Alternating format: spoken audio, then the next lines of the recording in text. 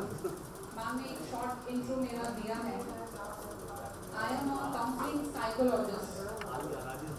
आप सभी बहुत अच्छी एक्सपर्ट फील्ड से हैं, तो आपको आइडिया होगा कि डेली लाइफ में हमें मेंटल हेल्थ पे काम करने की ज़रूरत होती है। नॉट एज एन एक्सपर्ट, हर ह्यूमन को, what do you think, it's right और रॉन्ग? ऐसा होना चाहिए या नहीं? होना चाहिए। मेंटल हेल्थ पे हमें ध्यान देना चाहिए या नहीं? बहुत ज़रूरी है। कितने लोग देते हैं? तो मैं जानना चाहती हूँ कैसे। It's okay, it's okay. यहाँ हम किसी को रिवॉर्ड नहीं दे रहे, किसी को पनिश नहीं कर रहे। तो जो भी एक थॉट या कुछ भी हो सकता है ना कि मैम एक्सरसाइज मेरा मेंटल हेल्थ का पार्ट है, राइट? उससे भी तो हम मेंटली अच्छा फील करते हैं ना, राइट? तो मैं जानना चाहूँगी प्लीज़। दोस्त के साथ बैठने के लिए समय निकालें, आधा घंटा चाय पिए, उसके साथ बातें करें। That's nice। इसमें सारा कवर हो गया, सारा कवर हो गया ऑलमोस्ट। अच्छा, आपने दोस्त की बात की है तो मैं आ रही हूँ प्रॉपर टेक्निकल टर्म्स पे, बट मैं जानना चाहती हूँ कि अगर मैं आपसे बोलूँ कि आप थोड़ा सोच के देखो आपकी फ्रेंड लिस्ट में कितने लोग हैं,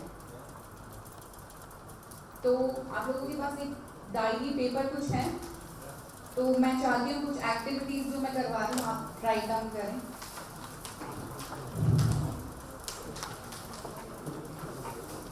मैम प्लीज।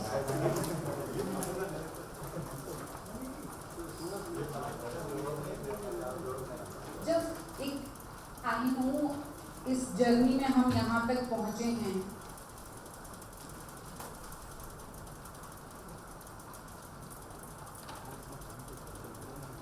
आप एक बार सोचो, थोड़ा डिफिकल्ट है इतनी जर्नी में, मतलब 35-40 प्लस तो ऑफकोर्स हम सब हैं यहाँ पे, 35 प्लस तो होंगे, मे बी कोई 28-30 भी होगा, 25 भी, तो वैसा मत सोचना। बट इस जर्नी में अभी तक हमने किन किन लोगों के साथ एक अटैचमेंट, इमोशनल अटैचमेंट बनाया है, यानी कि वो हमारा फ्रेंड है जिसके साथ हम कंफर्टेबल है, ठीक है? ऐसे कुछ टिप्स पे अगर नाम सोच के लिखना हो या सिर्फ नंबरिंग करना हो, तो कितने फ्रेंड्स हैं हमारे, सोच के आप थोड़ा सा उसे लिख लीजिए कि मैम 5, 4, 10, 20, अच्छे से सोच के लिखना। नाम नहीं लिखना है, नाम नहीं लिखना है, मैंने नंबर्स बोले हैं, 5, 4, एग्जाम्पल्स भी दे रही हूँ। डन? या थोड़ा सोचने का टाइम चाहिए? डन? अब अच्छे से सोचो, इनमें से कितने लोग हैं जिनके साथ बैठ के जैसा मैं हूँ या जैसा भी मैं सोचता हूँ या सोचती हूँ, सब कुछ जैसा है वैसा की वैसा शेयर कर सकता हूँ या कर सकती हूँ। एग्जैक्ट जो माइंड में आ रहा है, नेगेटिव, पॉजिटिव, खराब, सही, सब कुछ एग्जैक्ट। डन? काउंटिंग कम हुई? नहीं हुई? कितने फ्रेंड्स? एग्जैक्ट 6 आ रहे हैं। किन किन की कम हुई है? Just raise your hand. देखो, जिसने 1-2 लिखा उनका तो कम होने का सवाल ही पैदा नहीं, ठीक है? आई एम आस्किंग जिन्होंने 5, 6, 10 ऐसा कुछ नंबर दिया है या उससे ज़्यादा। सही कर रहे हैं। 7 ना? तो एग्जैक्ट 7? नहीं 5। ऐसा क्यों हुआ? देखो, पहले तो फ्रेंड्स के कुछ टाइप होते हैं। आई am not here for friendship ना, बट फ्रेंड्स के कुछ टाइप, बिकॉज ये मैं आपका मेंटल वेलबींग का पार्ट ले रही हूँ और ये बहुत इंपॉर्टेंट पार्ट है हमारी लाइफ में मेंटल हेल्थ का, वो है दोस्त, अच्छे फ्रेंड्स, या फिर फ्रेंड हम उन्हें भी बोल सकते हैं जिस रिलेटिव के साथ या जिस फैमिली मेंबर के साथ हम कंफर्टेबल हैं बात करने के लिए एज अ फ्रेंड, चाहे रिश्ता हमारा उसके साथ कुछ भी है, बट वो हमारे लिए एज अ फ्रेंड है क्योंकि हम उसके साथ सब कुछ शेयर कर पाते हैं जैसा हम सोचते हैं, ठीक है? ये काउंटिंग कम क्यों हुई? बिकॉज हमें समझ आया ना कि यार चलो ये चीज़ें तो शेयर की जा सकती है बट ये पर्सनल लाइफ की शेयर नहीं कर सकता, क्योंकि मुझे या तो जज किया जाएगा, राइट, या फिर आगे से आगे बात कहीं जा सकती है, राइट। अब फ्रेंड्स के टाइप की मैं बात कर रही थी। कुछ फ्रेंड्स होते हैं शॉपिंग फ्रेंड्स, राइट, कुछ घूमना फिरना, मूवीज, राइट, कुछ ऐसे होंगे जिनके साथ बैठ के हम सुकून से बात करते हैं, चाहे वो चाय पे ही चर्चा क्यों ना हो। एग्री? अब आते हैं हम मेंटल वेलबींग पे। आप में से कोई बता पाएगा कि मेंटल, यहाँ देख के नहीं बताना है, मेंटल वेलबींग क्या है? What is mental wellbeing? बड़ी अच्छे से सबकी नजरें इधर है, बताइए please. I want some interactive session, तो मुझे भी अच्छा लगेगा, वरना मैं लेक्चर दे के चली जाऊंगी, it's not good. What is mental wellbeing? Nice. और कोई बताना चाहेगा?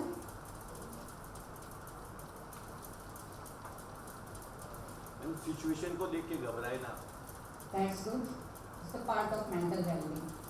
See, mental health एक टर्म है ना, WHO ने उसकी जो डेफिनेशन दी है ना, that is the state of, a good state of well-being, जहाँ पे हमको हमारी कैपेबिलिटी के बारे में पता होता है, हमारी डे टू डे लाइफ के अंदर जो स्ट्रेस आता है उसको हम मैनेज कर पाते हैं कि नहीं।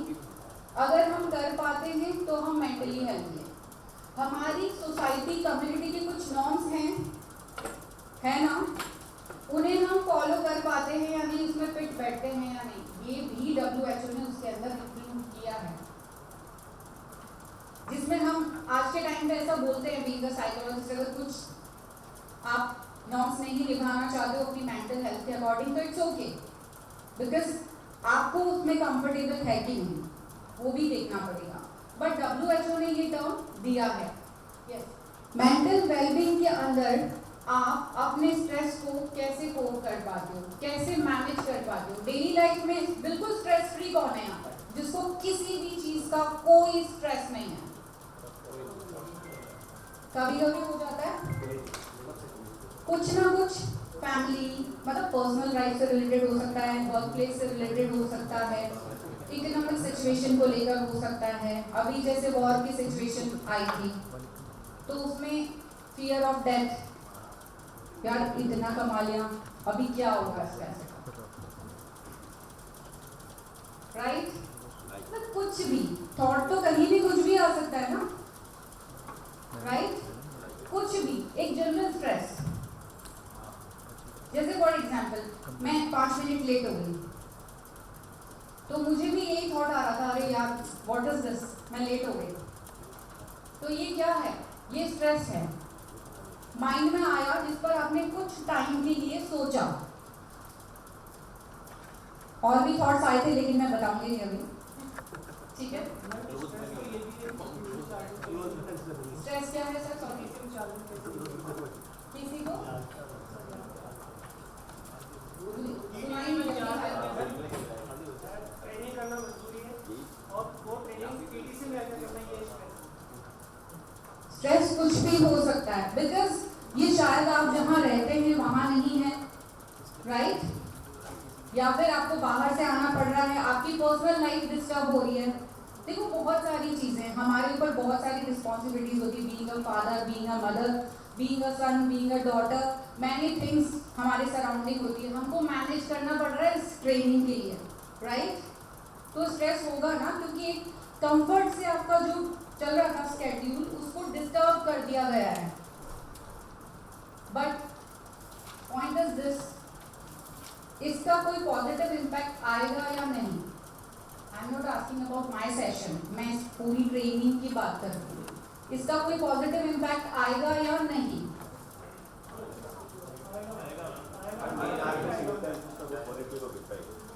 आएगा ना, मतलब अगर मैं पूरा जो भी आपका ट्रेनिंग शेड्यूल है उसमें से मान लो हम 100% लेके चल रहे हैं, अगर उसमें से आप 30% भी कुछ लेकर जा रहे हैं तो वो आपको, आपके लिए तो वैल्यूएबल हुआ ना, हुआ ना।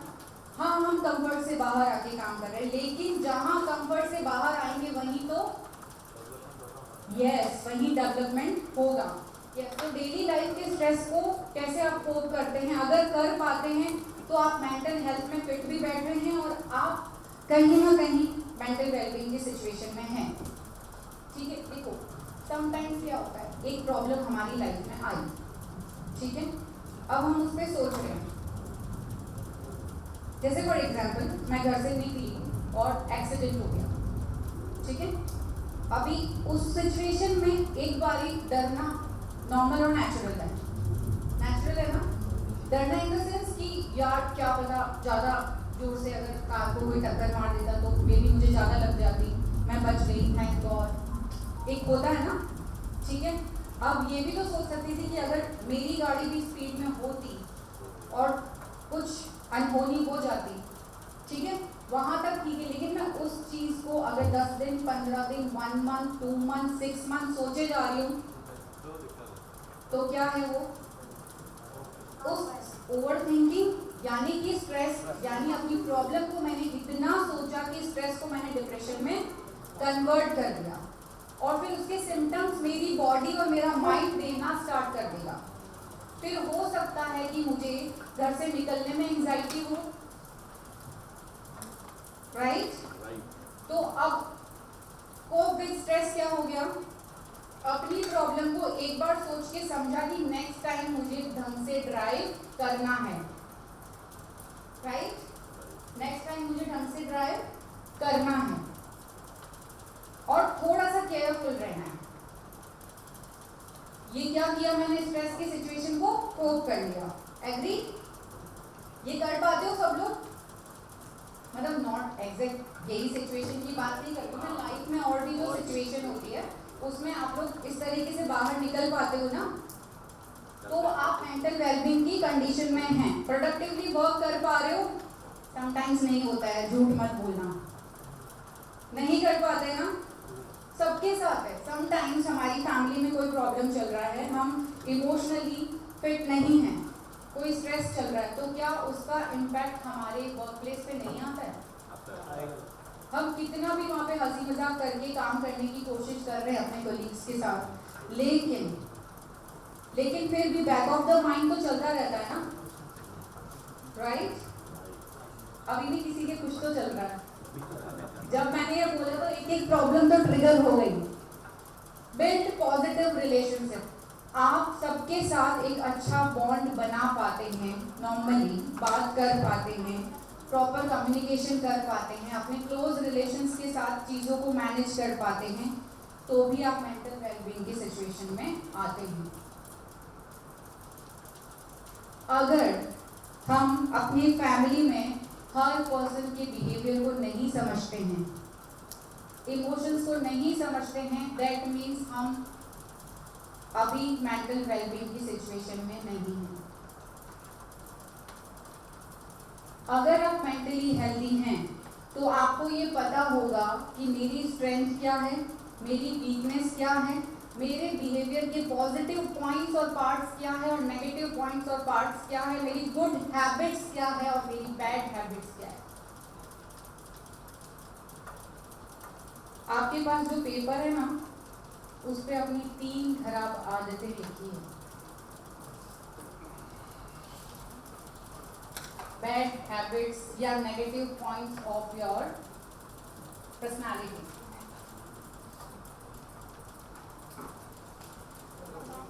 हैबिट्स मैंने इसलिए इंक्लूड किया है बिकॉज जैसे फॉर एग्जाम्पल गुड क्या हो गया, आई एम ऑनेस्ट, एग्जाम्पल बता रही हूँ, ठीक है,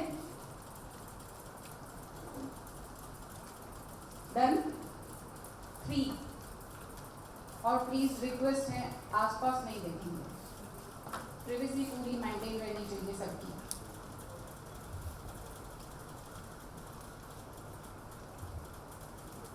सोचो क्या है,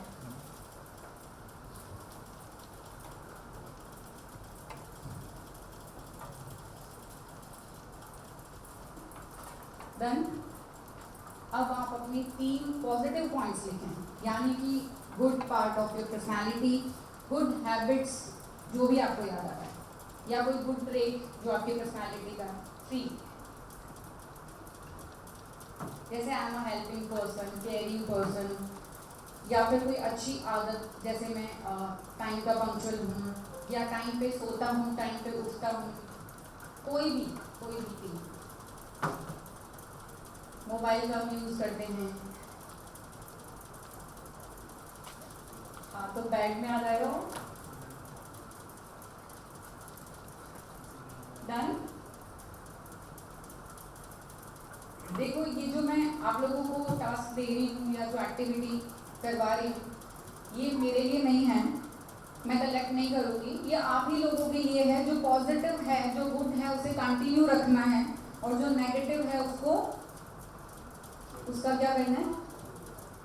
यस, उसको चेंज करने की कोशिश करनी है, स्टेप बाय स्टेप। ठीक है, ओके। हम लाइफ को किसी पर्पस से भी जीते हैं। लाइफ ऐसा नहीं है कि जिंदगी जीने के लिए कुछ पर्पस होना चाहिए, मतलब कहने का मतलब ये है कि if you are mentally healthy, mental wellbeing में आप फिट बैठते हो, यू आर प्रॉपर वे में आप मेंटल हेल्थ को अगर डिस्क्राइब करना चाहो तो यहाँ पर ये है कि पर्पस क्या, हम क्यों जी रहे हैं, जिंदगी को क्यों जी रहे हैं हम? क्योंकि लाइफ मिल गई। आंसर है किसी के पास?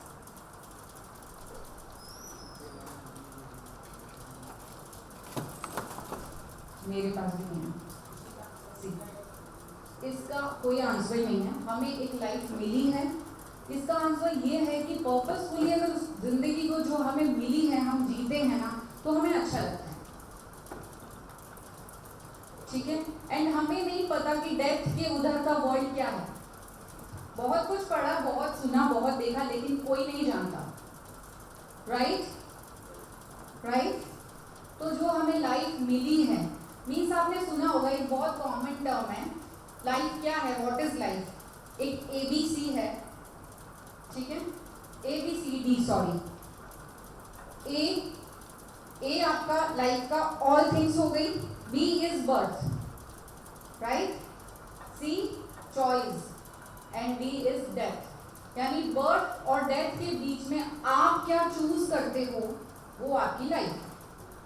Happiness, frustration, aggression, anxiety, stress, या फिर एक प्रॉपर मैनर की लाइफ, मीन्स एक हेल्दी पैटर्न जिसमें आप अपने रिश्तों को हेल्दी वे से मैनेज कर पा रहे हैं, अपने फ्रेंड्स को टाइम दे पा रहे हैं, एक अच्छा सा स्केड्यूल है, नई नई स्किल्स को डेवलप कर रहे हैं, सीख रहे हैं। तो लाइफ को ब्यूटीफुल कौन बनाता है? कौन बनाता है? आवर थॉट्स, राइट, बिल्कुल सही, एग्जैक्ट आंसर है ये। हमारे विचार ही हमारी लाइफ को खूबसूरत बनाते हैं। सभी एग्री करते हैं या कोई है जो एग्री नहीं करता? Okay, types of mental wellbeing, physical wellbeing, emotional और psychological wellbeing, social wellbeing, spiritual wellbeing and occupational wellbeing. आप डेली जो भी एक्सरसाइज, मेडिटेशन, जो भी अपनी बॉडी के वर्कआउट के लिए करते हैं, वो फिजिकल वेलबींग में आता है। और मीन्स इस टाइप को कैसे अंडरस्टैंड करेंगे, आपको कितना अवेयरनेस है अपनी बॉडी को लेकर, कि कहाँ पेन हो रहा है मुझे, हम डॉक्टर के पास जाते हैं, राइट, फीवर हो रहा है हम जाते हैं, दैट मीन्स व्हाट, हम अवेयर हैं अपने आप को लेकर। तो ये टाइप है। आप अपने स्ट्रेस को मेजर कर पा रहे हैं या नहीं? मतलब समटाइम्स होता है ना, फ्रस्ट्रेट हुए जा रहे हैं, सब पे घर पे गुस्सा कर रहे हैं, ऑफिस आ रहे हैं, नॉर्मल हो जाते हैं, फिर घर जाते हैं, वही एक सर्कल चलता जा रहा है। लेकिन क्या हम बैठ के ऑब्जर्व करने की कोशिश करते हैं कि मैं घर पे जाने पर ऐसा बिहेव क्यों कर रहा हूँ या क्यों कर रही हूँ? क्या है जो मुझे घर जाने पर, गुस्सा करने पर मजबूर कर रहा है? कोई सोचता है ऐसे? है कोई इतना अवेयर? हैं आप लोग इतने aware? Yes and no? Sometimes. अगर हैं तो दैट्स ग्रेट, क्योंकि हमारे अंदर सबसे ज़रूरी है इंसाइट होना कि हमारी लाइफ में चल क्या रहा है, क्यों चल रहा है, हमारे माइंड में क्या चल रहा है और क्यों चल रहा है। Life plus mind. अगर आप ऑलमोस्ट सभी लोग मैरिड होंगे, जो बैचलर हैं वो रिलेशनशिप में तो होंगे, ठीक है। तो क्योंकि मैं एक आइडिया लगा पा रही हूँ एज ग्रुप का, एंड इफ नॉट तो ठीक है, फ्यूचर में तो कोई ना कोई पार्टनर होगा। तो ये चीज़ ध्यान रखना कि आप क्या करते हो, जिससे सबसे ज़्यादा क्लोज होते हो ना, उसी के ऊपर अपनी फ्रस्ट्रेशन निकालते हो। ये बहुत बड़ा सच है। जबकि हमें ये नहीं करना होता है, जो हमारे इमोशंस और फीलिंग्स को समझ रहा है, जो हमारे साथ एडजस्ट कर रहा है, जो सब कुछ छोड़ के सिर्फ हमारे लिए है, हम उसी को परेशान कर रहे हैं। होता है ना, मैं भी करती हूँ, ऐसा नहीं है, बट बता रही हूँ ये सच है। बट मुझे इंसाइट है, तो मैं क्या करती हूँ, थोड़ा गुस्सा करने के बाद बोल देती हूँ सॉरी सॉरी, थोड़ा परेशान थी तो फ्रस्ट्रेशन निकल गई। आप लोग कर पाते हो ऐसा, सॉरी बोल पाते हो? बहुत बार वाला बहुत अच्छा है, इजी गोइंग रहती है लाइफ। फिर आप बैठ के कम्युनिकेट करो। अगर हर बार आपको बोलना पड़ रहा है तो वो भी ठीक नहीं है। ये मीन्स सब ठीक हो जाता है सर। अपन बहुत ज़्यादा एक्सपेक्ट करते हैं कि वो सॉरी बोले, तब भी दिक्कत हो जाती है। क्यों सर? देखो, सॉरी हमें हर रिश्ते में बोलनी होती है अगर हमारी गलती है। अगर नहीं है और सिर्फ रिश्ता मेंटेन रहे उसके लिए बोल रहे हो ना, तो भी ठीक है। गलत। देखो, सबसे बड़ा प्रॉब्लम इन आर इंडिया जो मैंने कपल्स में देखा है वो ये है कि हमारा कम्युनिकेशन प्रॉपर नहीं है, बहुत पुअर है, बहुत पुअर है। देखो, मेरे को आप बोलने के लिए हाँ बोल सकते हो, लेकिन एक क्वेश्चन पूछ रही हूँ, सच सच मन में सोच लेना। कुछ भी आपने सोचा वो अपने पार्टनर को एग्जैक्ट बता पाते हो? एग्जैक्ट।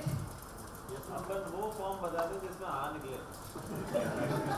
मैंने इसीलिए बोला एग्जैक्ट, जो आपने सोचा क्या आप अपने पार्टनर को बता पाते हो विदाउट एनी फिल्टर? बताया, इंसिडेंट बता दिया, कुछ थॉट आया किसी को लेकर बता दिया, लेकिन थोड़ा फिल्टर सब लगाते हैं, लगाते हो ना? क्यों? To be socially accepted, personally accepted, है ना, सेफ जोन, safe zone है। Safe zone. लेकिन इसका रीजन क्या है? Yes sir.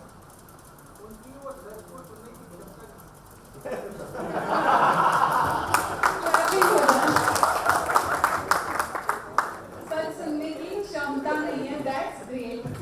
बट एक बहुत बड़ा रीजन ये भी तो हो सकता है ना सर? मैम, आपको सच बोलने की क्षमता भी नहीं है। डिपेंड हो सकता है टॉपिक पे अच्छा खासा। हम ये एक्सपीरियंस से आते हैं सियान सर। और ये डिबेट नहीं हो इसीलिए छुपाते हैं। बहुत अच्छा लग रहा है आप लोगों के साथ अब देखो, कन्वर्सेशन कम्युनिकेशन हुआ तो हम कंफर्ट फील कर रहे हैं ना, कर रहे हैं ना? मुझे भी अच्छा लग रहा है आप लोगों का सेशन देखिए, वरना मैं सिर्फ वन साइडेड सेशन होता है। सेम थिंग अप्लाई करना है लाइफ में। अगर आप एग्जैक्ट जो सोचते हो वो नहीं बता पाते हो, दैट मीन्स या तो आपका पार्टनर उस लेवल पे जाके समझ नहीं रहे जो सर ने बोला, ठीक है? क्यों नहीं समझ पा रहे हैं? डिपेंड्स कि उनका पर्सनैलिटी कैसा है, वो किस एनवायरनमेंट में बड़े हुए हैं, ये सब कुछ मैटर करता है। और हम उतना ही बताते हैं जितने में रिश्ता खराब नहीं हो, राइट राइट। लेकिन वहाँ पे एक चीज़ हमेशा चेक करना कि कहीं हम तो गलत नहीं है ना, ये हमेशा याद रखना। फिल्टर ठीक है, लेकिन कहीं हम तो गलत नहीं हैं, ये हमेशा क्वेश्चन खुद से पूछना।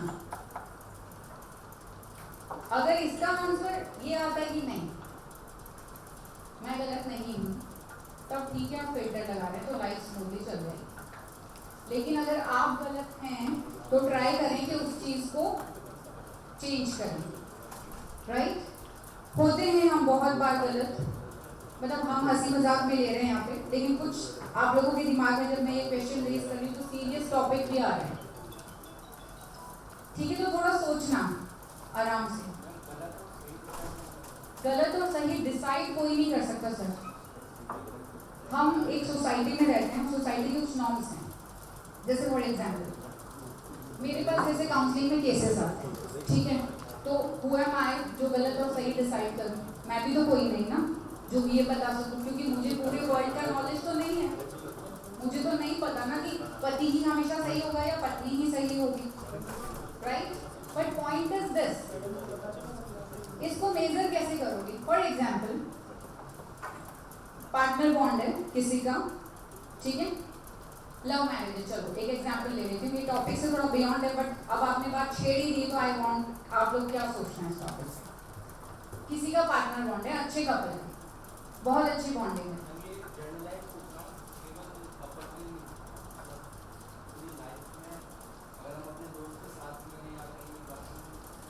हाँ, तो इस सिचुएशन में क्या कर सकते हो? एम्पैथी वर्ड सुना है?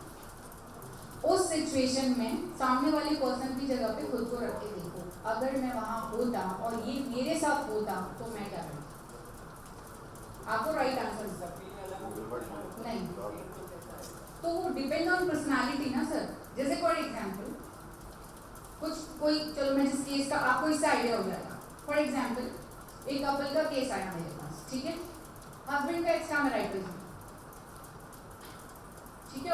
उन लोगों की लव मैरिज हुई थी और बहुत अच्छा बॉन्ड था उनका, बट 3-4 साल के बाद हस्बैंड का किसी और के साथ अफेयर हो गया, अटैचमेंट हो गया, वाइफ को पता चल गया, वाइफ मेरे पास आई, फिर कपल काउंसलिंग हुई, ठीक है? अब आप मुझे बताओ कौन गलत है? कौन गलत है? पहले तो सही किया, आपके पास आ गया वो। हाँ, उसके अलावा अब नेक्स्ट आंसर। मॉरली पहले तो वो इनकरेक्ट था, हाँ, ठीक है, फिर उसको एक्नॉलेज किया उन्होंने, वो आपके पास आए प्रॉब्लम सॉल्व करने के लिए। अब जैसे आप बताएंगे क्या बात हुई? डिटेल में नहीं बताऊंगी क्योंकि हमें टॉपिक कवर करना है, जो टॉपिक मुझे बोला गया वही लेना है। देखो, इसमें करेक्ट इनकरेक्ट कुछ नहीं होता। मैंने वाइफ से एक क्वेश्चन पूछा, ऐसा क्यों हुआ? ऐसा क्यों हुआ? क्या आप अपने हस्बैंड के साथ कम्युनिकेशन गैप में इसीलिए बोलती हूँ, आपने प्रॉपर कम्युनिकेट किया, आपका बॉन्ड में ये प्रॉब्लम क्यों आया? पहले क्वेश्चन वाइफ से पूछा मैंने, आफ्टर दैट मैंने हस्बैंड से बात की। जब सब कुछ उस तरह से सही था तो ये क्वेश्चन जब मैंने हस्बैंड से पूछा तो उनका आंसर था मैम मैं अटैच हो गया, मुझे पता ही नहीं चला। तो क्या ये फेयर है? तो उनका क्या सर? Sir please repeat. मैं फिल्टर लगाएंगे। ये समाज की मोटिविटी से एक के साथ दे सकता है। तो फिर शादी मत करो ना, हमारे पास सब चीजों का सॉल्यूशन है ना। If you ये are शादी not ऐसे करना है, ये काम का ये समाज ने बनाया है, शादी ऐसे करना है। लिखा है यार, क्या लिखा है सर, लॉ में लिखा है। नहीं, एक मिनट, ये कानून तो मनुष्य ने बनाया ना, हाँ। तो ईश्वर ने बट बनाया वो कि- बन तो गया ना। हाँ। मैंने बोला ना मेंटल हेल्थ में हाँ। नॉर्म्स जो बने उसे फॉलो कर वो उसका रिलीजन क्या था? अगर वो मोहम्मद था तो वो भी कर सकता है। हिंदू था सर। बॉन्डेड होता तो मैं बोलती ही नहीं, क्योंकि अलाउ होता है हम लोग के, तो फिर हम नहीं बोल सकते ना। सिचुएशन पे डिपेंड करती है। सिचुएशन पे, केसेस में भी सिचुएशन। अब यहाँ पे एम्पैथी ऐड की, तो मैंने हस्बैंड से पूछा कि अगर यही आपकी वाइफ करते तो ऐसे कैसे मैम? क्या बोल रही हैं आप? मैंने कहा वही जो आपने किया। क्यों? ठीक है, क्लियर? कुछ नहीं समझ आ गया, उन्होंने ब्रेकअप कर लिया।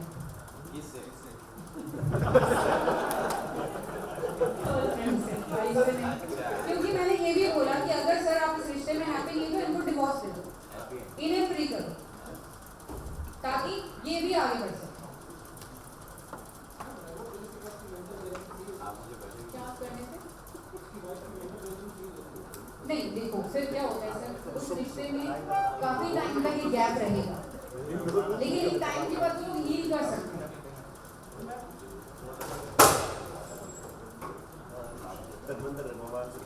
राइट, हम टॉपिक पे आ जाते हैं क्योंकि ये टॉपिक इतने खतरनाक होते हैं जिसपे हम लोग पूरा दिन सेशन, अगर सर मुझे अलाउ करे तो मैं ले सकती हूँ।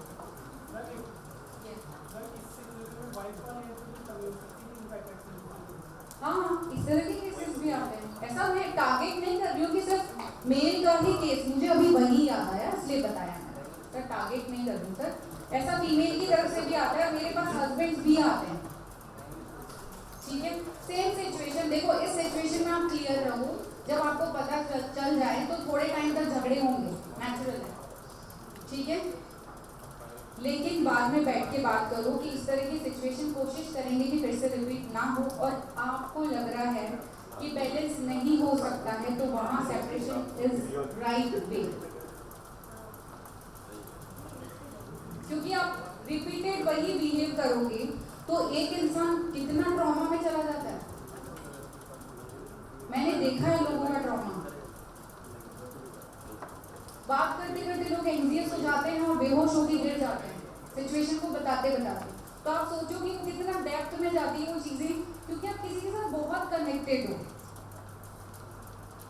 और फिर वो आपको अगर धोखा दे तो इट्स नॉट इजी, राइट। हम टॉपिक पे इमोशनल एंड साइकोलॉजिकल वेलबींग, जो मेंटल वेलबींग का टाइप है उसके अंदर हम हमारे इमोशंस को कैसे मैनेज करते हैं। फॉर एग्जाम्पल, घर पे झगड़ा हुआ और हम ऑफिस पहुंचे, तो उस चीज को हमें मैनेज करके ऑफिस के काम को कर पा रहे हैं कि नहीं कर पा रहे हैं, दैट इज इमोशनल बैलेंस। किसी और का गुस्सा हम किसी और पे निकाल रहे हैं, तो फिर आपको सोचने की जरूरत है, ठीक है। कैसे स्ट्रेस के साथ बाहर आ पाते हैं, आप अपने आप को कितना जानते हैं, आपकी सेल्फ इमेज क्या है आपके लिए। ये तो बहुत बड़ा क्वेश्चन बन जाता है, हम खुद की सेल्फ इमेज तो अच्छी लेके जाते हैं। कोई है जिसको लगता है कि नहीं मुझे बहुत ज्यादा सुधार की जरूरत है, नहीं हैंड रेज नहीं करना है, पर्सनली रखें आप, बट अगर है तो इस पे वर्कआउट करते हैं क्या हम।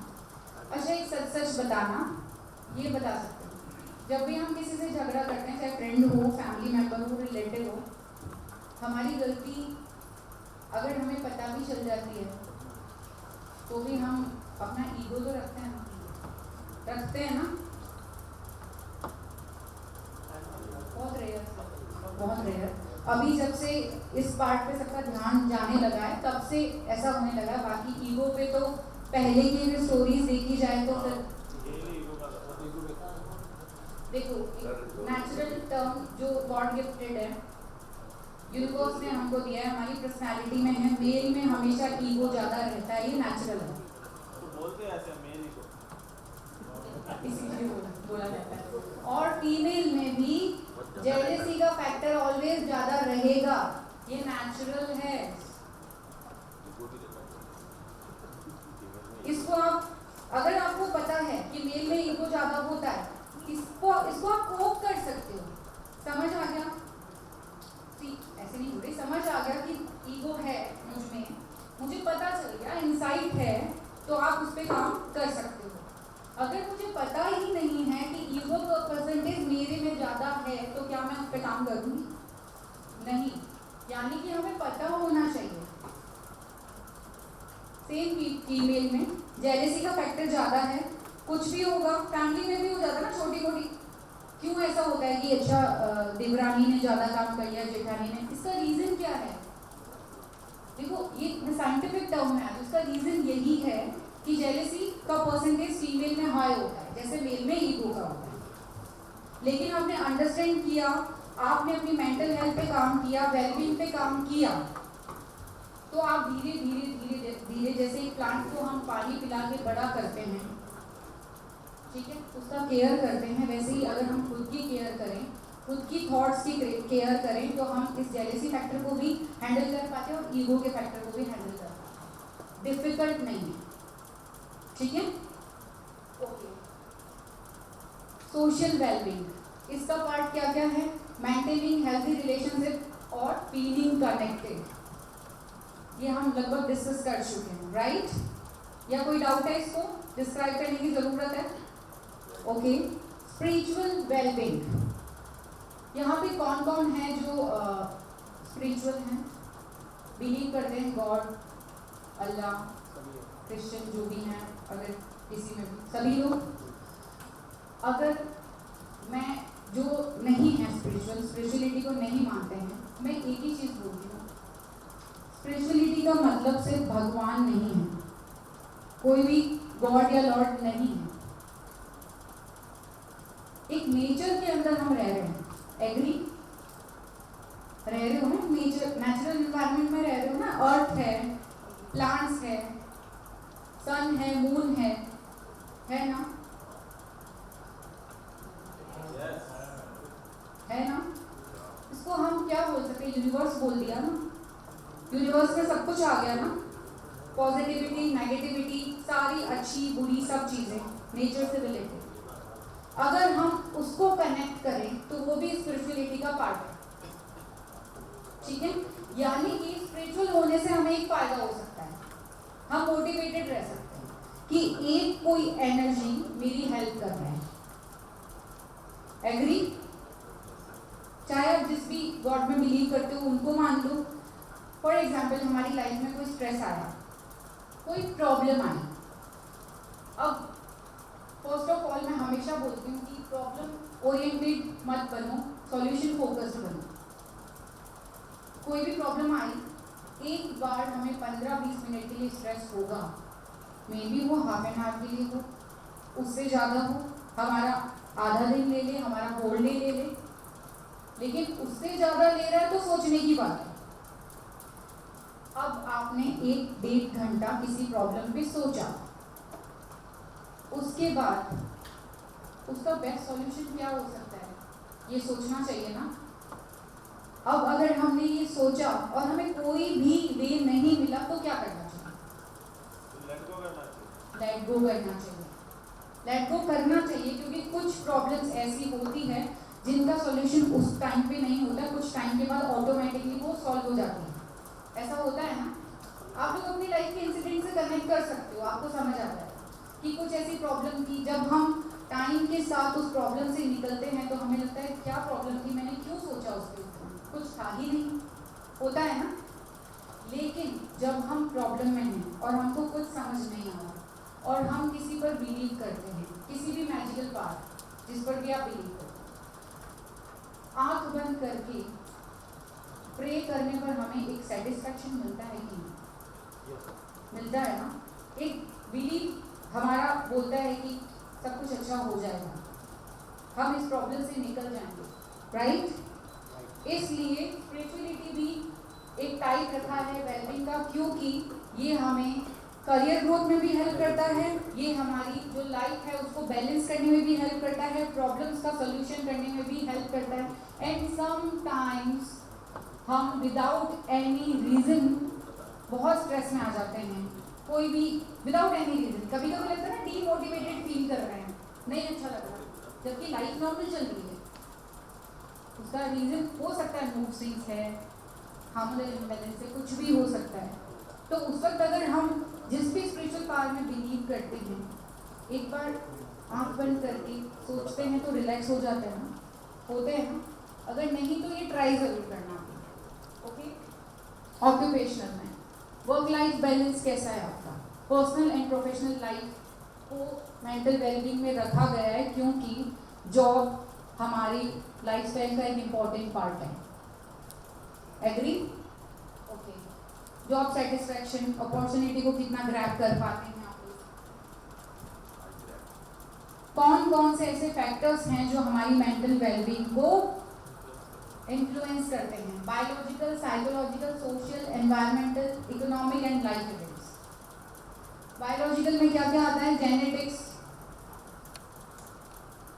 मैंने आपसे एक चीज़ बोली थी कि बिहेवियर में सबसे इम्पॉर्टेंट रोल होता है हमारी एनवायरनमेंट और हमारी पर्सनालिटी ट्रेट्स। हेरिडिटी मैटर करता है, देखिए जितने भी डिसऑर्डर्स हैं, हम जब कोई बच्चा हमारे पास आता है जिसको कोई मेंटल डिसऑर्डर है या मेंटल हेल्थ इश्यूज हैं, तो हम उनकी हिस्ट्री लेते हैं। हिस्ट्री इन द सेंस जन्म से लेके अभी तक उनकी एक तो जर्नी कैसी रही, कैसी उनकी पेरेंटिंग स्टाइल रही, घर में कौन कौन रहता था, प्लस क्या उनकी फैमिली में दादा दादी नाना नानी किधर है, मैटरनल पैटर्नल, किसी को भी कोई मेंटल हेल्थ इशू रहा है क्या, किसी का कोई साइकेट्रिक ट्रीटमेंट चला है क्या। अब फॉर एग्जांपल मेरे पास कोई ऐसा केस आ गया जिनको बुजुर्गों को साइकेट्रिस्ट का नहीं पता था, उन्होंने मैनेज कर दिया, लेकिन वो बता तो पाते हैं कि इनका बिहेवियर ऐसा था, बहुत ज़्यादा ओवरथिंक करते थे या दिन भर बहुत एक एज के बाद बोलते रहते थे, दैट मीन्स वो ट्रांसफर हुआ है। बीपी, डायबिटीज, ये सब भी होता है ना हेरिडिटी में ट्रांसफर, वैसे ही मेंटल हेल्थ इश्यूज भी ट्रांसफर होते हैं। तो यहाँ पर आपको जिनके भी हेरिडिटी में लगता है कि ये इशू है, उनको कंटिन्यू काउंसलिंग लेनी होगी। Continue in the sense daily नहीं, मंथली, अगर हेरिडिटी में है। अगर नहीं लेनी है तो आपको अपने मेंटल हेल्थ पे रूटीन में काम करना होगा। For example daily exercise, mindfulness practice, meditation, plants को टाइम देना, ग्रीनरी में टाइम स्पेंड करना, अच्छे अच्छे फ्रेंड्स के साथ बातचीत करना, अपनी कोई भी एक हॉबी को एक्सप्लोर करना। अच्छा मुझे सच सच बताना, आप में से कितने लोग अपनी हॉबी को 15 मिनट डेली देते हैं?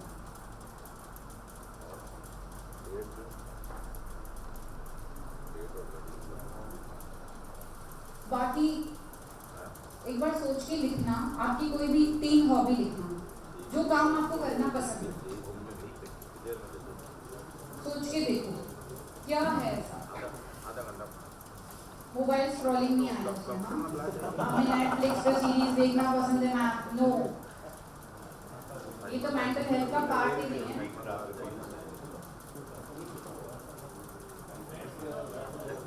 यस यस, ये हॉबी में आएगा, फ्रेंड्स के साथ बैठना हॉबी में आएगा, मूवी देखना आएगा, बट आई एम आस्किंग कि आप दिन भर स्क्रॉल कर लो उसको हॉबी में नहीं। जैसे आपको पर्टिकुलर फिक्शन या कोई भी मूवीज देखना पसंद है, और हॉबी मीन्स ठीक है आपने वीकेंड पे देख लिया या आपने ट्वाइस इन अ वीक देख लिया, दैट इज हॉबी, मतलब पसंद है, आप उसको पसंद करते हो। बट अगर आप डेली देख रहे हो तो वो आपकी लाइफ पे इम्पैक्ट डालेगा, क्योंकि वो स्क्रीन टाइम है, नेचुरल थिंग है। जैसे पेंटिंग है, स्केच है, जो आप कभी छोटे थे तब करते थे, अब नहीं करते। फ्रेंड्स के साथ तो अब टाइम निकाल ही लेते होंगे आप, सारा टाइम तो ये सर, इसीलिए मैम ने पूछा ना कि मूवी देखना जैसे मेरी हॉबी है तो हम उसको ले सकते हैं हॉबी में, इसीलिए मैंने 3 बोला, क्योंकि एक तो 100% मोबाइल से रिलेटेड सबका होगा, इसीलिए 3 बोला। बट आप बैलेंस्ड अगर स्क्रीन टाइम रखते हो तो वो हॉबी में आ सकता है, बैलेंस्ड आ सकता है। जैसे फॉर एग्जाम्पल नीट से रिलेटेड एक सीरीज आई थी कोटा फैक्ट्री, जो मुझे देखनी थी फॉर नॉलेज। तो मैंने उसको कैसे देखा सर, वो 5 एपिसोड जो फर्स्ट जो आया था उसमें मैंने उसको लगभग 20 डेज में कंप्लीट किया, लगभग नहीं पूरा 5 एपिसोड्स ही थे ना उसमें फर्स्ट में। तो दैट मीन्स व्हाट की बैलेंस है वो। जनरली हमारे साथ क्या होता है, हम स्टार्ट करेंगे ना उसको एंड करके छोड़ना पड़ता है। अब है तो है 20, अगर सीरीज है तो 20 एपिसोड्स देखने पड़ेंगे ना, नेक्स्ट में क्या, नेक्स्ट में क्या, नेक्स्ट में क्या, रिलीज ही नहीं हुई तो ऑप्शन नहीं है, राइट। तो आप फिर इस तरीके से दैट मीन्स आपका कंट्रोल नहीं है आपकी लाइफ पर, तो दैट इज नॉट राइट। दोनों एंगल है, या तो कंट्रोल नहीं है उसका, हाँ। या वो काम करता है तो पूरा करके छोड़ता है। फिर वो चेक करना पड़ेगा। फिर वो पर्सनल सेशन लेके चेक करना पड़ेगा कि बाकी चीजें भी बैलेंस उतनी है कि नहीं। सिर्फ मूवीज या सीरीज ही प्रॉब्लम सर एक्सटेंड नहीं मैम, वैसा नहीं है दोनों साइड का एंगल है, लेकिन डिपेंड्स। हाँ, क्योंकि क्यूरियोसिटी तो रहता है ना, ह्यूमन माइंड है कि अभी क्या होगा नेक्स्ट। ओके, हाँ जी, हॉबी लिख लिया सबने? डन? ओके, हाँ जी। साइकोलॉजिकल पर्सनैलिटी ट्रेट्स मैं बता चुकी हूँ, इन्फ्लुएंस करता है, ठीक है। अच्छा, उसके अलावा कोपिंग स्टाइल कि आप प्रॉब्लम से कैसे बाहर आते हैं, कोई भी सिचुएशन है उसको कैसे कोप करके बाहर आते हैं, कोई ट्रॉमा है वो कितने लंबे टाइम तक आपकी लाइफ में है, उसके बाद आप कैसे उसको हील करते हैं, किसी रिलेशनशिप को कैसे मैनेज कर रहे हैं। जैसे फॉर एग्जांपल हमारा क्लोज फ्रेंड है और कुछ मिसअंडरस्टैंडिंग हो गई, ठीक है, हो जाती है, क्लोज है तो हम कुछ भी डिस्कस करते हैं तो हो गया झगड़ा। अब फिर आप क्या करोगे? बैठ के बात करोगे, सामने वाला पर्सन बोल रहा है मुझे तो करना ही नहीं है क्योंकि मेरी तो मिस्टेक नहीं थी, तूने ऐसे कैसे बात करी? यस, तो आप वहां पर अपना ईगो रख रहे हो, यार मैंने जाके सॉरी बोल दिया और वो इतना एटीट्यूड दिखा रहा है, तो आपका एक बहुत अच्छा रिश्ता चला जाएगा आपकी लाइफ से। दैट इज कोपिंग, कि आप कैसे मैनेज करते हो। थोड़ा टाइम दे दो, वो भी नॉर्मल हो जाए, फिर आप जाके बात कर दो, मे बी चांसेस, नहीं तो वही टाइम के साथ छोड़ना पड़ता है अगर चीजें नहीं मैनेज। ओके, सोशल फैक्टर कौन कौन से हैं जो आपकी मेंटल वेलबींग को इम्पैक्ट डालते हैं, बताइए। किसी को कोई क्वेश्चन है तो पूछ सकते हैं। Any question sir? नहीं? ओके, सोशल फैक्टर जो आपकी मेंटल वेलबींग को इन्फ्लुएंस करते हैं, that is family, friends, community support and relationship. Clear होगा आई थिंक सो।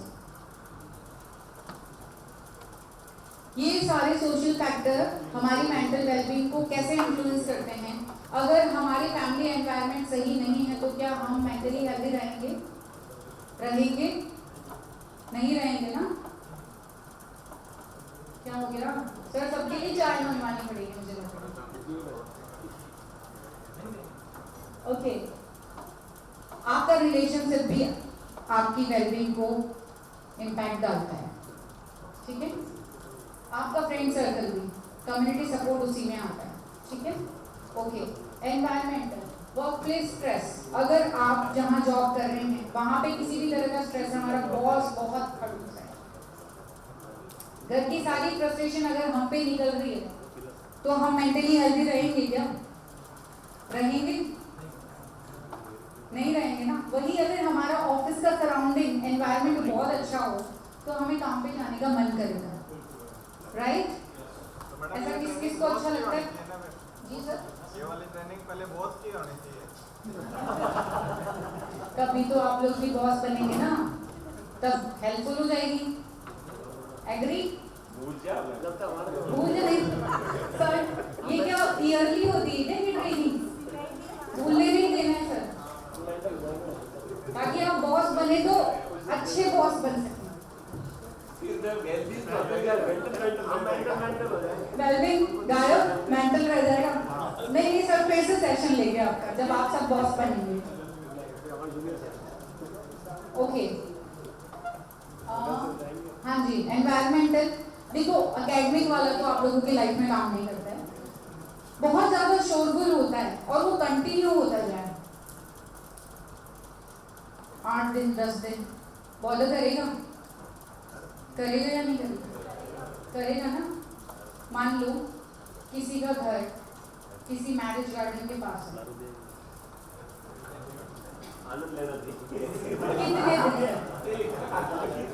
अच्छा, डेली खाना नहीं सर, मैं नॉइज की बात करती हूँ। मैं तो खाने की बात ही नहीं कर रही, आपको दिन भर वो गाने सुनने को मिल रहे हैं। अब आपकी कोई ऑफिस की मीटिंग है, ठीक है, आपको शांति से जूम सेशन, गूगल मीट का सेशन अटेंड करना है, वहां पे पीछे गाने चल रहे हैं, फोकस नहीं है, बॉस ऑलरेडी गुस्से में बात कर रहा है, फिर कभी तो चाहिए ना, वो डेली चल रहा है शादी के सीजन में, तो आपको दिक्कत नहीं करेगा, तो फिर मैनेज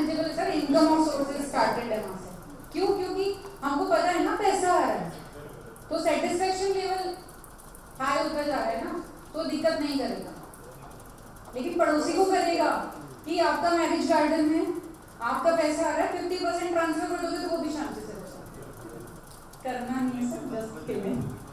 इकोनॉमिक, हाँ जी देखो क्राउडिंग इन द सेंस बहुत ज़्यादा मीन्स आप भीड़ भाड़ में हैं और वो डेली हो रहा है। ऐसा नहीं होता कि समटाइम्स किसी को भीड़ में जाने में प्रॉब्लम होगी, ठीक है, क्यों?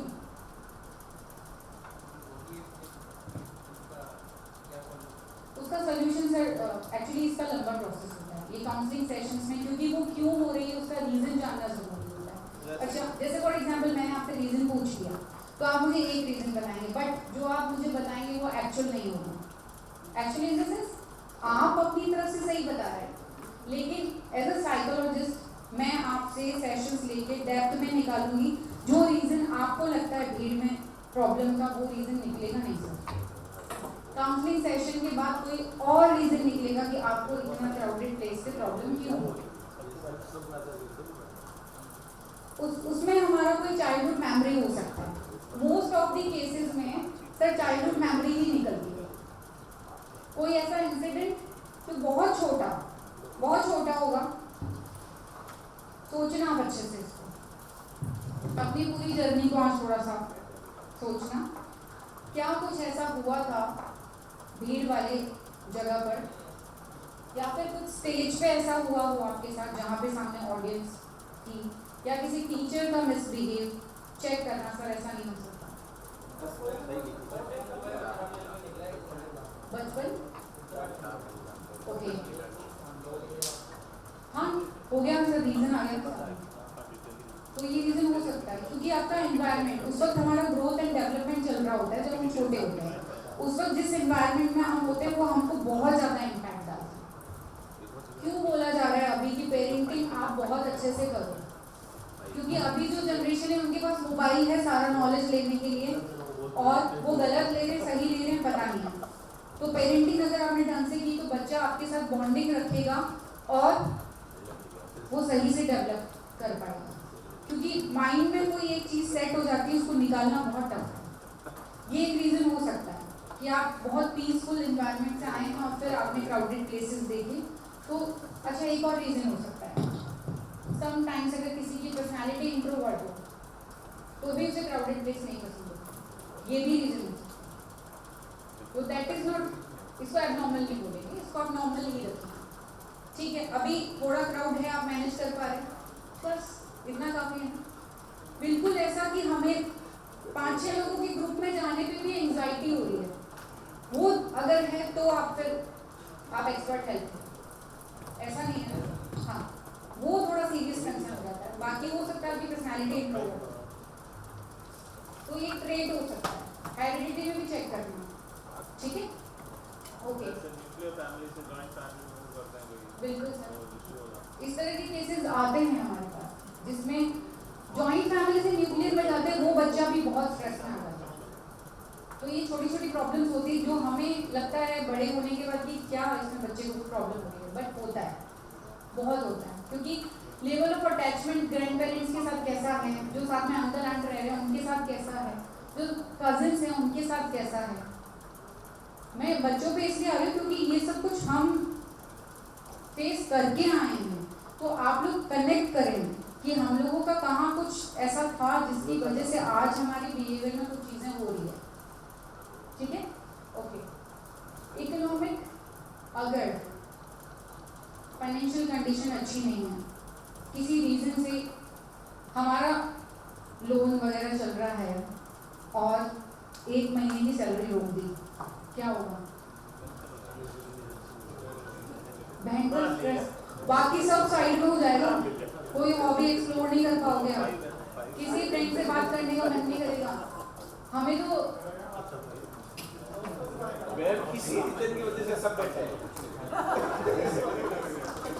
ये बहुत बड़ा दिक्कत है, इसलिए फाइनेंस को हमेशा मैनेज और मेंटेन करके रखो। कैसे?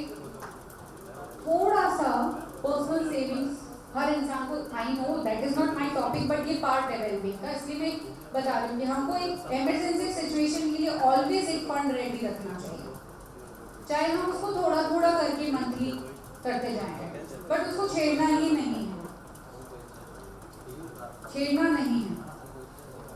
ये जो क्राइसिस मैंने बताई ना, ऐसी आ जाए तो ही यूज करना है EMI देने के लिए। अब हर सिचुएशन इमरजेंसी लगती है, उस कंडीशन में क्या करें? उस कंडीशन में सर अर्निंग सोर्सेज बढ़ाने पड़ेंगे, थोड़ा सोचना पड़ेगा कि मैं और कैसे कमा सकता हूँ, बट लीगल वे में। ठीक है, इसीलिए मैंने लीगल वे ऐड किया है कि ऐसा नहीं कि मैम पैसा जरूरी है फॉर मेंटल वेलबींग तो हम इनलीगल वे से भी पैसा लेकर आना चाहिए, वो फिर वो भी मेंटल हेल्थ खराब करेगा फिर अगर इनलीगल वे से आ जाए। एक बार चितौड़ भूल के आ रहा है मैम। लाइफ इवेंट्स, किसी भी तरह का लॉस, किसी भी तरह का ट्रॉमा, डिवोर्स, इलनेस, लंबे टाइम तक अगर हम बीमार हैं, बहुत लंबे 2, 4, 5, 6 महीने तक कंटिन्यू कोई बीमारी जो नहीं ठीक हो रही है, तो भी हम ये भी फैक्टर इन्फ्लुएंस करेगा। कोई ट्रॉमा मतलब किसी नियर वन की डेथ, एक्सीडेंटल केसेस, जैसे कोविड का सिचुएशन आया था, बहुत लोगों को ट्रॉमा देके गया, तो ये एक फैक्टर है जो इन्फ्लुएंस करता है। गुड मेंटल वेलबींग के क्या क्या साइंस हैं, आप लोग देखिए कौन सा नहीं है आप लोगों में, चेक कीजिए। इमोशनल स्टेबिलिटी है नहीं है तो इस पे काम करना स्टार्ट करो, ये बहुत इंपॉर्टेंट है। इमोशनल स्टेबिलिटी पे काम करना इसलिए जरूरी है क्योंकि हम हैप्पी ही नहीं रह सकते। कैसे? मुझे एक बात बताओ, हम किसी के फ्यूनरल में जाके स्माइल कर सकते हैं क्या? हंस सकते हैं क्या? नहीं ना, नहीं। अगर ऐसा करते तो इमोशंस ही तो गड़बड़ है। इमोशंस पे काम करो आप, मुझे कब सैड लग रहा है, क्यों लग रहा है, कब मैं हैप्पी हूँ, इसको हमेशा मेजर करना सीखो कि मुझे किन लोगों के साथ इसको करने का बेस्ट तरीका। अपने पूरे दिन को एनालिसिस कौन करते हैं? कौन है जो अपने होल डे को एक बार एनालिसिस करता है? समटाइम्स ना, तो अब से करना है, इफ पॉसिबल तो कोशिश करें। कुछ नहीं करना है, सिर्फ चेक करो क्या पूरे दिन में मैंने मेरी वजह से किसके फेस पे स्माइल आई। एक क्वेश्चन हो गया, ये लिख सकते हो अगर किसी को लिखना है। आज पूरे दिन में मेरी वजह से किसके फेस पे स्माइल आई, आज पूरे दिन में किसकी वजह से मैं मुस्कुराई, ठीक है, किसकी वजह से मुझे हैप्पीनेस फील हुई। एग्री?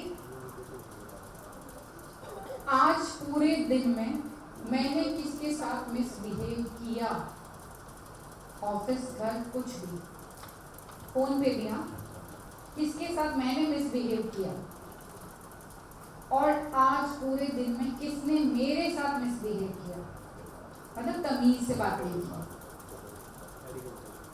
ठीक है। उसके अलावा कुछ शॉर्ट टर्म गोल, अगर करियर ग्रोथ चाहते हैं तो थोड़ा चीज देख सकते हो कि आज मैंने ऐसा कौन सा ऑफिस में काम किया जिसकी वजह से मुझे अप्रिसिएशन मिला, या कोई स्टूडेंट, जैसे आप सब if I am not wrong in teaching field as a lecturer और फैकल्टी, तो किस स्टूडेंट ने आके मुझे थैंकफुलनेस दिखाई, किसने बोला कि सर आपकी वजह से मैं अपनी लाइफ में ये कर पाया, ये कर पाई, इस तरह के कुछ पॉइंटर्स। और हाँ, अगर किसी के साथ झगड़ा हुआ है तो उसमें भी देखना कि मेरी गलती क्या थी, क्या मैंने अपने बच्चे के साथ, अपने पार्टनर के साथ मिसबिहेव किया, दूसरों के साथ, प्लस उनके साथ भी चेक करो। आपके इमोशंस को रेगुलेट करना है। इट्स वेरी डिफिकल्ट, ये बोलने में मैंने आपको शायद 4-5 लाइन्स बोली हैं, बट रेगुलर बेसिस पे कर पाते हो कि नहीं, ये मैटर करता है। लेकिन मैं इतना जरूर बोल सकती हूँ, अगर आप करते हो, बिकॉज मैं इसको प्रैक्टिस करती हूँ। हाँ, मैं ऐसा नहीं बोल रही कि कभी कभी स्किप हो सकता है, आप लेट नाइट शादी में हो, कहीं पार्टी में हो, लेट हो गए, किसी रीजन से आपकी तबीयत ठीक नहीं है, किसी रीजन से आप लेट हो गए, चलेगा। लेकिन अगर आप 4 डेज भी वीक वीक में ये कर लेते हो ना तो आपके इमोशंस ऑटोमेटिकली बैलेंस होना स्टार्ट हो जाएंगे। Okay, confidence and self esteem. आपका कॉन्फिडेंस लेवल कैसा है? सेल्फ रिस्पेक्ट कितनी करते हो आप? कितना खुद को समझते हो?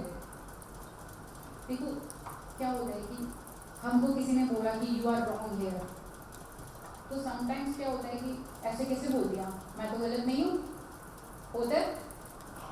होता है ना, बहुत बार होता है। अब वहाँ पे चेक करो, हमने बोल तो दिया। जिसका भी सेल्फ रिस्पेक्ट, सेल्फ एस्टीम लो होगा ना, वो हमेशा खुद को सबके सामने अच्छा साबित करने की कोशिश करेगा, ये ध्यान रखना।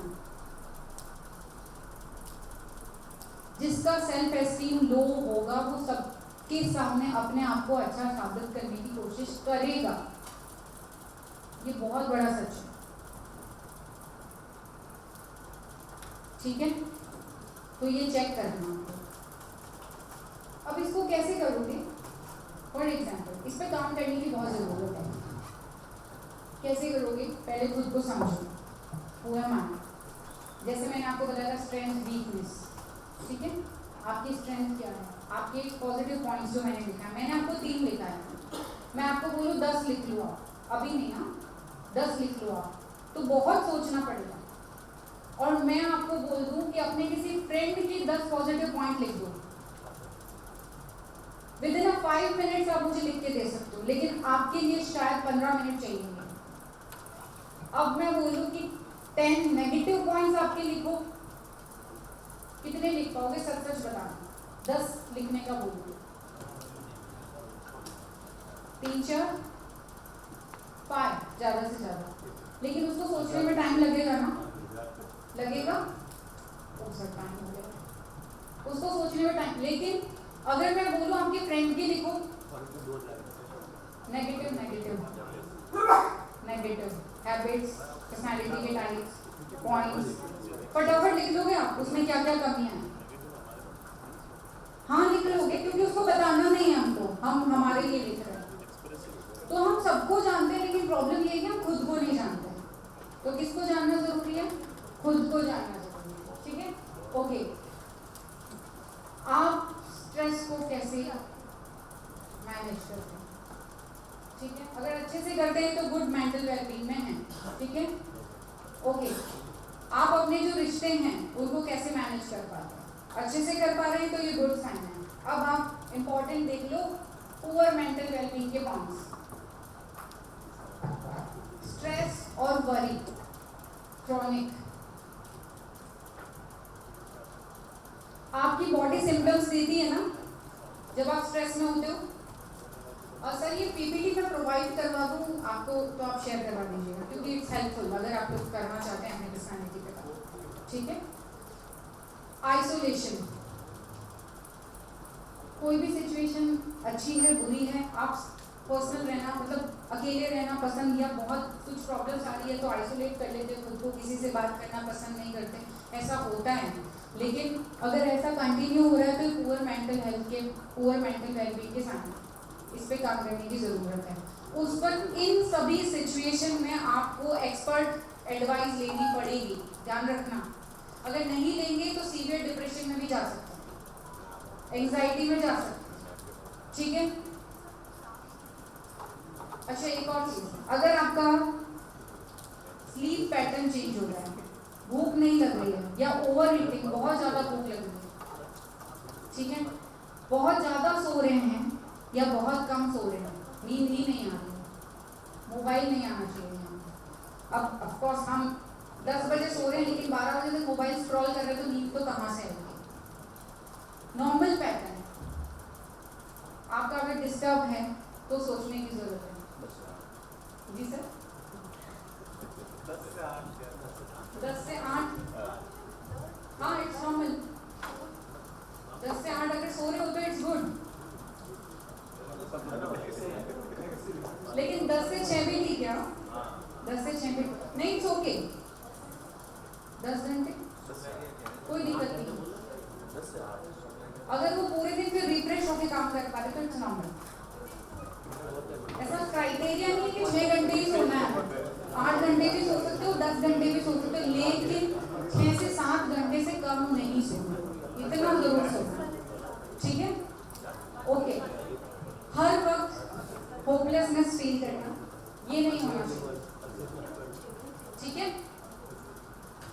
अगर ये है तो ये पुअर मेंटल वेलबींग का पार्ट है। ओके, अपनी मेंटल वेलबींग को इम्प्रूव कैसे करना है, टाइम हो गया है, मैं फटाफट बता देती हूँ आप लोगों को। आपको एक अच्छा रिलेशन बिल्ड रखना है। मीन्स कैसे, कुछ जो आपके क्लोज वंस हैं उनको आप टाइम देना स्टार्ट करो। हम डेली नहीं मिल सकते तो आप कॉल पे कनेक्ट कर सकते हो, अपनी चीजें डिस्कस कर सकते हो, ठीक है। और ट्राई करो कि आप वीकली उनके साथ एक मीटिंग कर लो, ठीक है। क्लोज फ्रेंड्स, रिलेटिव्स और सब कुछ होता है उसके अंदर। बी एक्टिव, एक्सरसाइज करना है, मेडिटेशन करना है, ठीक है। Take notice, practice mindfulness. Mindfulness के बारे में किसी को आइडिया है? Any idea about mindfulness? देखो मैं इन शॉर्ट बताती हूँ। एक, जैसे अभी ये प्रेजेंट मोमेंट है, इसमें कुछ सेकंड या कुछ मिनट के लिए फुल्ली फोकस्ड होकर रहना, ठीक है। फॉर एग्जाम्पल, मैंने आपको बोला आंख बंद करो और सिर्फ खुद पर फोकस करो, सिर्फ कुछ सेकंड के लिए। मैं मिनट्स भी नहीं बोल रही क्योंकि इट्स क्वाइट डिफिकल्ट। 1 मिनट के लिए भी आप खुद पर फोकस नहीं कर पाते हो, आपका ध्यान चला जाएगा, कुछ आवाज आ रही है, कुछ चल रहा है, या फिर थॉट्स में कुछ आ जाएगा कि अच्छा ये प्रॉब्लम चल रही है, या कोई पर्सन आपके माइंड में आ जाएगा।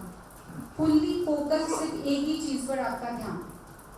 इसको करने का एक टेक्निक बता देती हूँ in short, because human mind में थॉट्स तो आएंगे। कैसे करेंगे? कोई भी 5 चीजें जो आपके आसपास हैं, अगर कोई थॉट्स आ रहे हैं उन पर फोकस नहीं करना है, उस पर ध्यान दो। कोई भी 5 चीजें आप क्या ऑब्जर्व कर पा रहे हो, बोलना नहीं है, आप लोग देख लो अपने आसपास। मेटेरियलिस्टिक थिंग्स की बात कर रही हूँ मैं। 5 चीजें आप देखो, लाइक टेबल, चेयर, एग्जाम्पल बता रही हूँ, projector, glass and cup. Clear? 4 चीजें जिसको आप टच कर सकते हो, my hair, skin, table and glass. इसमें मेरा कहीं भी थॉट नहीं गया, ठीक है।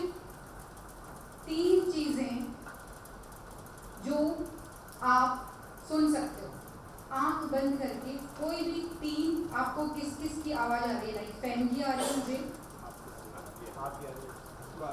आप लोगों को मेरी आ रही है, और अगर आप ध्यान से सुनोगे तो कुछ और नॉइज आपको सुनाई देगा। अभी मैं फोकस नहीं कर पा रही हूँ, ठीक है। कोई भी 3, जब आप इसको पीसफुली करेंगे तो आपको समझ आएगा, ठीक है। और एक चीज जो आपकी फेवरेट है उसका टेस्ट आंख बंद करके इमेजिन करो कि फॉर एग्जांपल अगर किसी को गुलाब जामुन पसंद है तो इमेजिन करो कि मैं गुलाब जामुन खा रही हूँ, आंख बंद करके। प्रॉपर इमेजिनेशन होना चाहिए। That is mindfulness practice. Clear? Done? Okay, then हम ये कीप लर्निंग।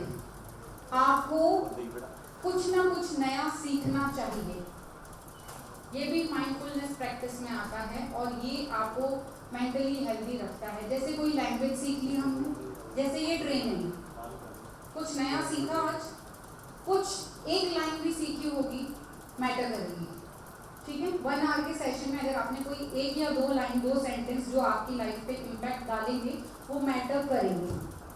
क्लियर? ठीक है। तो हमें नई नई स्किल्स सीखनी है। हमें जैसे लैंग्वेज सीख सकते हैं, कोई छोटे छोटे कोर्सेज कर सकते हैं, कुछ भी नया जो हमारे रीसेंट ट्रैक से हट कर है, रीसेंट फील्ड से हट कर है।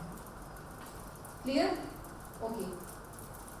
दूसरों को हेल्प करना, अगर आप दूसरों को हेल्प करते हैं तो आपके लिए ये बेटर रहता है, आपकी मेंटल हेल्थ अच्छी होती है। अच्छा, इसमें ये भी मैटर करेगा कि हमको सोशल मीडिया पे पोस्ट करने के लिए हेल्प कर रहे हो तो वो नहीं मेंटल हेल्थ में हेल्प करेगा, ठीक है। अगर आपको मेंटली हेल्दी होना है, अपनी मेंटल वेलबींग को इम्प्रूव करना है, तो बोलते हैं ना मन से किसी की हेल्प करना। और हेल्प का एक मतलब होता है कि हम किसी की जब हेल्प करते हैं ना तो without expectation, that is help. मैं किसी की हेल्प कर रही हूँ कि आज मैं कर रही हूँ तो कल वो मेरी करेंगे, that is not help. Yes, okay. हाँ हाँ जी, जब भी ज़रूरत हो आप किसी थेरेपिस्ट या मेंटल हेल्थ से, किसी मेंटल हेल्थ एक्सपर्ट से आप सेशन लें। इसमें ये सोचना नहीं है कि मैं ऐसा पागल तो नहीं हूँ।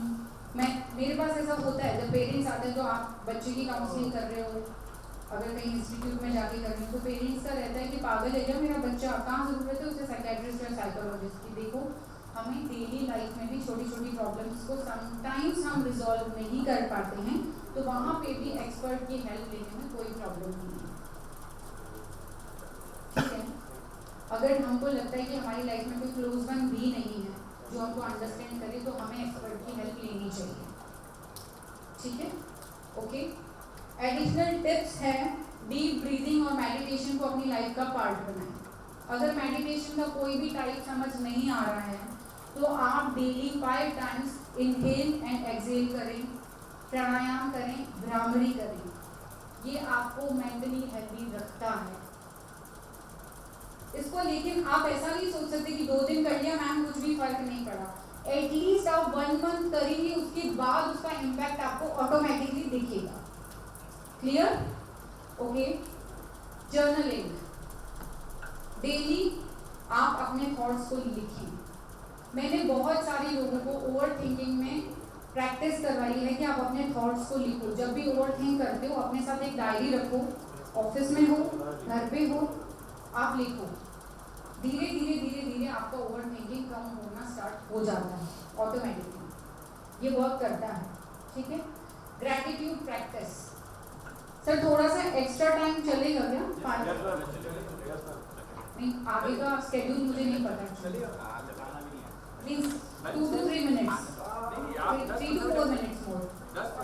नहीं सर, इतने में हो जाएगा मैनेज। ग्रैटिट्यूड प्रैक्टिस, किसी भी चीज के लिए थैंकफुल होना। अब मैं आपको अगर बोलूं, आप अपनी लाइफ में किस किस चीज के लिए थैंकफुल फील करते हैं, ऐसी 5 चीजें लिखो। लिखो ऐसी 5 चीजें जिनके लिए आप थैंकफुल फील करते हैं कि थैंक गॉड ये मेरी लाइफ में। पर्सन हो सकता है, मेटेरियलिस्टिक थिंग्स हो सकती है, यानी कि वो सर्विसेज जिसको आप यूज कर रहे हो डेली रूटीन में।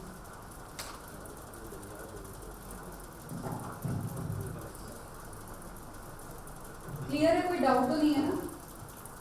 किसी पर्सन के लिए थैंकफुल फील करते हैं, अच्छा ये मेरी लाइफ में मैं ग्रेटफुल फील करती हूँ, ठीक है। कुछ ऐसी फैसिलिटीज जिसकी वजह से हम कंफर्टेबल हैं, उसके लिए भी थैंकफुल फील करते हैं, लाइक मोबाइल। ये बाद में आता है बट बता रही हूँ, कुछ भी समझ नहीं आ रहा तो ऐसी चीजें जिसके लिए थैंकफुल। हमारा अपना घर, ठीक है,